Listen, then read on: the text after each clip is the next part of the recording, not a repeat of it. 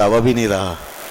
تو اس لیے یہ ہے وہ ہدایت تیسری کہ اپنی فراغت کو اپنی مشغولیت سے پہلے غنیمت جانو. حضرت عمر فاروق اعظم رضی اللہ عنہ مسلمانوں کے امیر ہی نہیں تھے، سچے رہبر و رہنما تھے. ہمارے ماں باپ ان پہ قربان، ایسے امیروں پر، ایسے عمراء پر، ایسے حکام پر بخدا کہ اگر ہمارے ماں باپ بھی قربان ہو جائیں تو پھر بھی حق ادا نہیں ہوتا ان کی عظمتوں کا. کیسے یہ لوگ تھے، انسانیت پرور، انسانوں کے سچے دوست، مخلص اور مہربان رفیق، اور ان کے حقیقی قائد اور رہبر اور رہنما. کیسی پیاری بات کرتے ہیں اور کیسی تعلیم دیتے ہیں. ایک موقع پہ فرماتے ہیں انی لاکرہ ان ارا احدکم فارغا سبحللا لا فی عمل دنیا ہو ولا فی عمل آخرت ہی. فرماتے ہیں میں بلا شبہ میں سخت کراہت محسوس کرتا ہوں، مکروہ جانتا ہوں اس بات کو کہ تم میں سے کسی ایک کو بھی فارغ اور بیکار پھرتا ہوا دیکھوں، نہ وہ دنیا کا کوئی کام کرے نہ آخرت کا کوئی کام کرے. یہ تھا ان کا ذہن، ان کی سوچ اور یہ فکر ان امیروں میں، ان حکمرانوں میں کہاں سے آئی تھی؟ یہ بارگاہ رسالت کا فیضان تھا. فَإِذَا فَرَغْتَ فَانْصَبْ کا یہ فیض تھا جو رسول اللہ صلی اللہ علیہ وسلم کی سیرت سے چھن کے ان کے سینوں میں جذب ہو رہا تھا. یہ وہاں سے آ رہا تھا نور. اس لیے وہ ایسے ذمہ دار حکمران. اس سطح پر آ کے آج کون رہبری کرے گا اپنی رعایا کی اور قوم کی؟ اس سطح پہ یہاں تو بڑے بڑے فرائض سے غفلت برتی جا رہی ہے اور کیا کچھ نہیں ہو رہا ہمارے ساتھ وہ آپ کے سامنے ہے.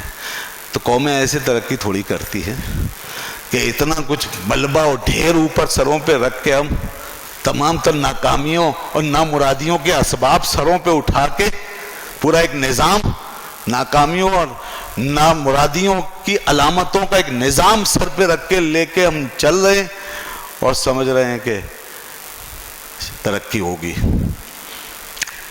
تو پھر یہی کچھ ہے معاملہ جو ہمارے سامنے ہو رہا ہے. ظاہر سی بات ہے وہ لوگ تھے، ان کے سامنے یہ سب سیرت طیبہ کا یہ جوہر ان کی آنکھوں کے سامنے تھا.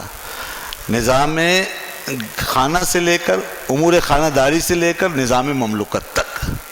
حضرت عمر پوری رعایا سے فرما رہے ہیں کہ تم میں سے کسی ایک کو بھی، خواہ مرد ہو یا عورت، فارغ اور فالتو بیٹھا ہوا دیکھنا یہ مجھے گوارا نہیں.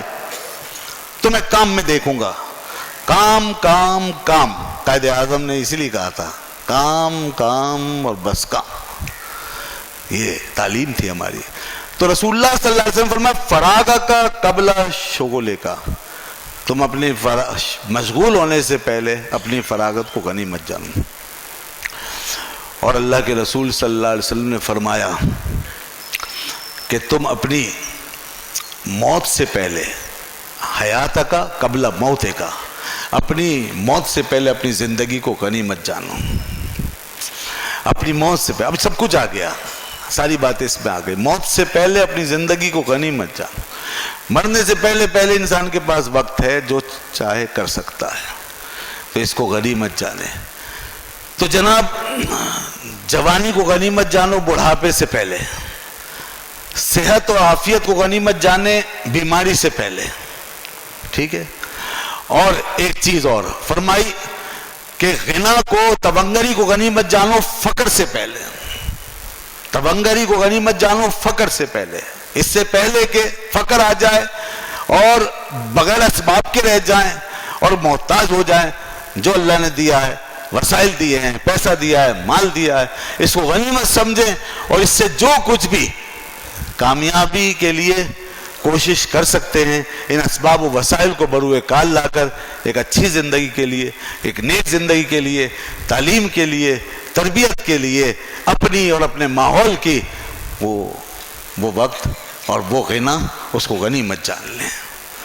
کیونکہ جب یہ غنا اور یہ تبنگری نہیں رہے گی تو پھر سوائے محتاجی کے کیا رہ جائے. اور محتاج آدمی کچھ نہیں کر سکتا بیچارہ. اور اپنی مشغولیت سے پہلے اپنی فراغت کو، اور اپنی موت سے پہلے اپنی زندگی کو. یہ 5 باتیں رسول اللہ صلی اللہ علیہ وسلم نے ارشاد فرمائی ہیں. یہ